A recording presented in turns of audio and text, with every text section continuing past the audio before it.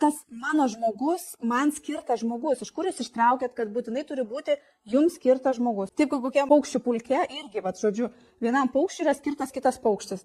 Turbūt tik tai žmogus gyvena tokios iliuzijose, tik tai žmogus iš visų gyvų būtybių esančių čia žemėje, tai jisai taip mąsto, kad jam yra skirtas žmogus. Ir tik tai gražų žodelį pasakė, biškai kažkaip taip ego užglosti, viskas, man skirtas, viskas, bėgu, skrendu, viską metusi ir atiduodu viską. Išeikit iš tų iliuzijų, nes šitokių dalykų nėra. Jums skirtas žmogus yra tik tai tiek, kiek sutaps jūsų programos. Kokias jūs turėsit programas, kaip jūs ten susikryžminsit, taip ir bus. Kokiomis programomis jūs vienas kitą trauksit, ir viskas, proto programomis turiuomenį. Daugiau tai kaip tas mano žmogus ir tas skirtasis, jisai paremtas yra ta romantika. Romantika, meilė, švelnus jausmai, visa šitą, kas pakilėja, tas įsimylėjimas, čia tuoms yra. O paskui mes, su kuo mes susiduriam po to, tiesiog su programinė įranga, ir viskas. Ir nebelieka jokių tų romantizmų, nieko nebelieka ilgainiui.